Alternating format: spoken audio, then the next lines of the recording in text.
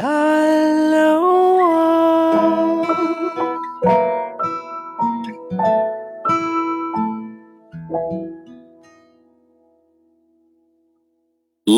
Radio News. Love Radio News.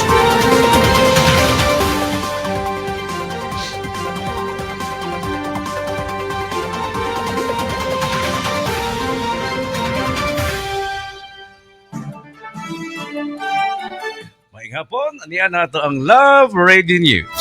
Atod ka nato sa ADJ and R Pest Control. Adlaw nga Martes, Pizza 29 sa buwan sa Hulyo. Patay ako sa ka-rider sa motor samtang naangol ang angkas nini, human ginasmagan sa head trailer truck pasado alas 9 kagabi sa kanto Malagamot, Panakan, Davao City. Nailan ang rider nga si alias Ferdi, 36 anyos nga taga Catalunan Grande. Tanggong karon ng driver sa truck nga si alias Ben.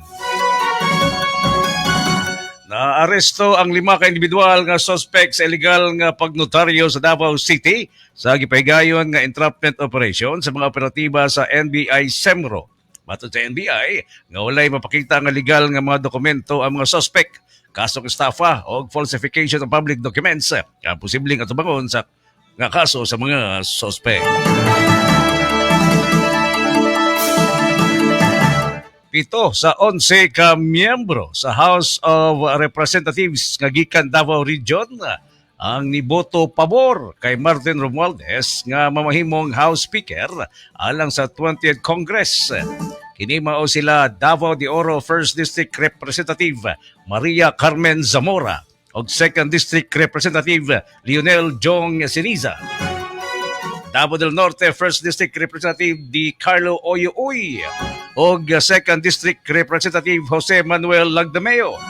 Davao del Sur Representative John Tracy Cagas o Davao Oriental 1st District Representative Nelson J.R. Dianghirang o 2nd District Representative Chino Miguel Almario.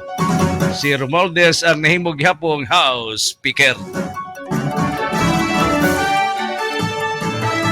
Muduso ang Senado og sugyot nga balaod nga ang tumong kay aron bawalan ang hantod sa ikaupat nga civil degree of consanguinity o affinity nga mga mambabalaod nga mahimong kontraktor o supplier sa gobyerno.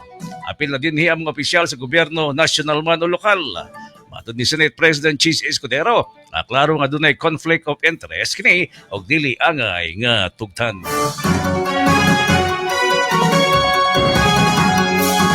Halos moulbo ang kaspa ni Larry Gadon sa kasuko sa interview kaniya sa mga media sa sona ni President Bongbong Marcos kagahapon sa Batasang Pambansa Labi. Matod ni Gadon nga halata kuno nga one-sided ang Korte Suprema human nga gipaboran niini si VP Sara sa impeachment trial nga isyu. Dugang ni Gadon nga si VP Sara wala ginisbar layo sa mga pagpamalikas ug pagbahad. Apan siya kuno nga mas gamay ra ang offense ginisbar. Ipamugos ni Gadon nga tuta sa mga Duterte ang Korte Suprema. Igahin ng Department of Labor and Employment o DOLE o kulang-kulang 1 billion pesos alang sa emergency employment ngadto sa mga empleyado nga apektado sa baguhay nga nilabay nga mga bagyong pagbaha.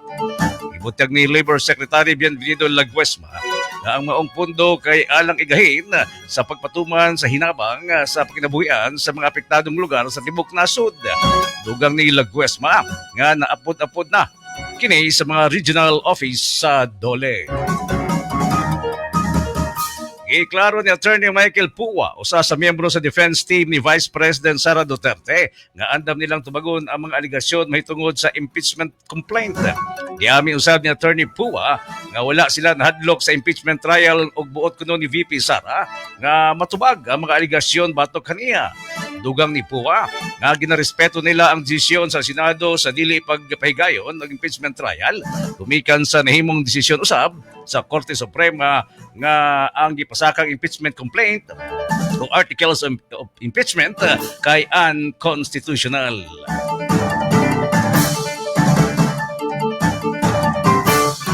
Ibisita si kaning Senador Antonio Trillanes sa dakbayan sa Davao karong adlaw.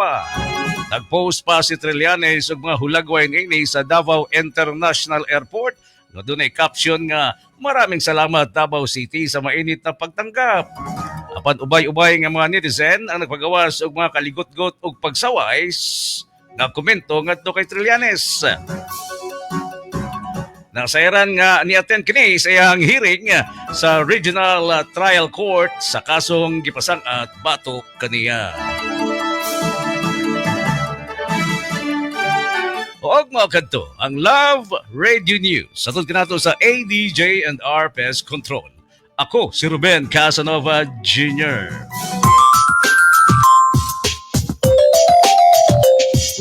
Magagalit ba ang istro